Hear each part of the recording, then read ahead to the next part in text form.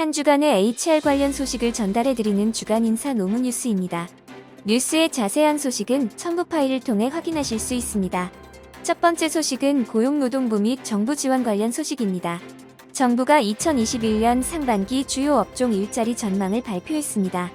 한국고용정보원과 한국산업기술진흥원이 공동으로 진행한 연구는 기계, 조선, 섬유, 철강, 반도체, 자동차, 디스플레이 등 국내 8개 주력 제조 업종과 건설업, 금융 및 보험업에 대한 2021년 상반기 일자리 증감에 대해 전망하고 있으며 고용보험 피보험자 자료, 직종별 사업 채노 동력조사, 경제활동 인구 조사를 기준으로 삼았습니다. 해당 연구 결과에 따르면 지난해 상반기와 비교해 전자, 반도체, 디스플레이, 건설 업종 일자리는 각각 1.6%, 2.9%, 1.4%, 1.4%씩 증가하는 반면 조선, 철강 업종 일자리는 각각 5.6%, 1.4%씩 감소할 것으로 예상됩니다. 기계, 섬유, 자동차, 금융보험 업종은 1% 미만의 변동으로 지난해의 상반기 고용 수준을 유지할 것으로 전망됩니다. 정부가 스마트 직업 훈련 플랫폼 스텝의 대국민 서비스를 시작합니다.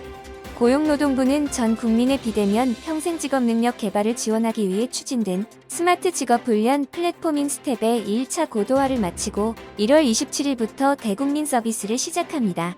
스텝은 직업 훈련의 시공간적 제약을 탈피하여 수요자의 훈련 접근성을 높이고 다양한 지식 콘텐츠를 보급하기 위해 지난 2019년 10월에 개통한 서비스로 현재까지 약 180만 명의 학습자가 1,800여 개의 콘텐츠를 무료로 활용해왔습니다. 이번 1차 고도화는 그동안의 스텝 시스템의 부족한 부분을 보완하고 사용자의 요구와 직업훈련의 디지털 전환 흐름에 기여하기 위해 진행되었으며 새롭게 개편된 서비스는 스마트 혼합 훈련 온라인 강의실 구축, 스텝 실시간 쌍방향 훈련 기능 지원, 콘텐츠 저작 도구, 시스템 제공, 콘텐츠의 기업 소비자 간 거래 지원, 스텝 모바일 앱 개발 등이 있습니다. 이번 1차 고도화에 이어 올해 4월에 착수해 2023년 2월까지 생애주기별 맞춤형 직업훈련 추천 시스템, 콘텐츠 저작물 도서관 시스템 등이 담긴 2차 고도화를 진행할 예정입니다. 정부가 2021년도 비대면 서비스 이용권 사업의 수요기업을 모집합니다. 중소벤처기업부는 중소기업의 원격 및 재택근무 도입 등 비대면 업무 환경 구축을 위한 2021년 비대면 서비스 바우처 사업에 참여를 희망하는 수요기업을 2월 16일부터 상시 모집한다고 밝혔습니다. 올해 예산은 2,160억 원으로 6만 개 중소기업에게 화상회의, 재택근무, 에듀테크 등 6개 분야의 비대면 서비스를 이용할 수 있는 바우처를 지원할 계획이며 기업당 최대 400만 원까지 지원됩니다. 지원 대상은 세금 체납과 유흥업종 등 지원 제외 사유에 해당되지 않는 모든 중소기업이며 신규 기업의 비대면 업무 환경 전환 촉진 등을 고려해 2020년 선정 기업은 신청 대상에서 제외됩니다. 다만 비대면 서비스 지원의 필요성이 높은 장애인 기업, 여성 기업은 지원 제외 사유에 해당되지 않으면 2020년에 선정되었더라도 2021년도 지원 대상에 포함됩니다. 이번 비대면 바우처는 실수요 기업이 신속히 바우처를 활용할 수 있도록 전체 바우처 결제 기한이 기존 8개월에서 90일로 단축되며 60일 이내 1회 이상 바우처 결제가 없는 기업은 선정을 취소해 실제 이용 수요가 있는 기업의 바우처 사용권이 조기에 부여됩니다. 다음은 채용 관련 소식입니다. 코로나19 사태 이후 고용위기 상황이 2008년 글로벌 금융위기와 1998년 외환위기 때보다 심각하다는 분석이 나왔습니다. 과거 위기 때와는 달리 고용 불안의 상황이 비정규직 노동자에게 편향적으로 나타났기 때문으로 풀이됩니다. 황선웅 부경대 경제학부 교수팀은 경제가 1% 성장할 때 고용이 몇 % 변화하였는가를 나타난 지표인 고용 탄력성을 기준으로 분석한 결과 이번 사태에서의 고용 탄력성은 마이너스 1.4로 글로벌 금융위기 때의 마이너스 0.8, 외환위기 때의 마이너스 1.3보다 낮게 나타났습니다. 또한 이번 위기가 과거의 위기들과는 다른 가장 중요한 특징으로는 통계상 취업자로 분류되지만 실제로는 주당한 시간도 일하지 않은 근로자인 일시휴직자가 역대 최대 수준으로 급증해 이들을 제외한 취업자를 기준으로 한 고용 탄력성은 마이너스 2.5까지 대폭 하락해 노동자가 심각하게 고용 위기를 체감할 수 있다는 점이라고 언급했습니다. 그 외에도 노동시장의 충격이 비정규직 편향적으로 매우 불균등하게 파급됐고 위기 전 존재했던 정규직과 비정규직 불평등 문제가 확대되는 등 비정규직을 중심으로 취업자 수가 크게 준 것이 특징이라고 밝혔습니다. 다음은 보상 관련 소식입니다. 성인 남녀 10명 중 7명은 입사할 기업을 고를 때 연봉보다는 일과 삶의 조화, 즉 워라밸을 더 중시하는 것으로 나타났습니다. 구인구직 플랫폼 사람인이 직장 선호 조건을 조사한 결과 71.8%가 연봉이 적어도 워라밸이 좋은 기업을 선택했습니다.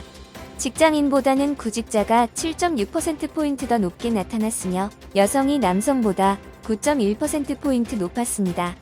이들은 취미활동 등 개인적인 시간이 필요해서 건강을 유지할 수 있을 것 같아서 업무 스트레스를 덜 받을 것 같아서 순회 이유로 워라밸이 좋은 기업을 선택하였으며 워라밸이 좋은 대신 받아들일 수 있는 초봉 수준은 평균 3,217만원으로 나타났습니다. 반면에 워라밸이 나빠도 높은 연봉을 원하는 이들은 경제적으로 안정되면 마음이 편해서 주거비 등 목돈이 필요해서 등을 그 이유로 꼽았으며 기대하는 초봉 수준은 4,595만원으로 워라밸이 높은 기업을 선택한 이들보다 1,378만원 높은 수준을 기대하는 것으로 나타났습니다. 다음은 노동조합 및 노사관계 관련 소식입니다. 외국 투자기업 CEO들이 한국의 불안한 노사관계와 높은 임금 및 투자 의욕을 저해하고 있다고 비판했습니다. 지난 28일 열린 제8회 산업안전 포럼 및 제12회 자동차 산업발전 포럼에서 한국 GM 가허 카젬 사장은 주요 선진국들과 비교할 때 한국은 중요한 노동 관행들과 규제의 확실성 면에서 뒤처져 있다고 꼬집었습니다. 그는 임금 협상 주기가 미국의 4년에 비해 1년으로 짧고 파업 문턱도 낮은 편이라며 한국에서 겪는 일관되고 지속적인 쟁의 행위가 신규 투자를 망설이게 하며 노조 간부들의 짧은 임기가 노사관계 안정성을 저해한다고 언급했습니다. 이어 그는 꾸준한 신규 투자를 위해서는 지속되는 갈등적 노사관계, 매년 진행되는 노사 임금 협상, 불확실한 노동 정책 등에 대한 해결이 시급하다고 비판했습니다. 이외에도 르노 삼성의 크리스토프 부테 CFO도 스페인 바야돌리드 공장의 시간당 임금이 동일 조건하에서 부산 공장의 62% 수준이라며 한국의 높은 임금으로 인한 낮은 노동 생산성을 꼬집었습니다. 현대자동차 노동조합이 투쟁적 노사관계를 지향하고 상생의 노사문화를 지향하는 사회적 조합주의 노동운동 이론을 제시해 눈길을 끌었습니다. 현대차 노조는 지난 27일 현대차 지부 사회적 조합주의 노동이론을 말한다라는 자료를 내고 국내 노조 가운데 처음으로 사회적 조합주의 이론을 제시해 국내 노동운동의 변화 필요성을 강조했습니다. 노조는 자료를 통해 노조는 차종의 시장 상황에 따라 합리적인 배치 전환이 가능하도록 해야 하고 회사는 임금과 고용을 안정적으로 책임해야 한다며 품질이 물량이고 물량이 곧 고용 안정이라는 등식 성립을 위해 노조의 변화와 회사의 투자 확대도 필요하다고 덧붙였습니다. 사회적 조합주의 이론 도입 배경에 대해서는 저성장 시대에서는 투쟁만으로는 조합원의 이해를 대변할 수 없는 것이 현실이라며 과거와 같은 경직된 사고에서 탈피하고 새로운 노동운동을 정립하지 않으면 살아남을 수 없다고 판단했다고 설명했습니다.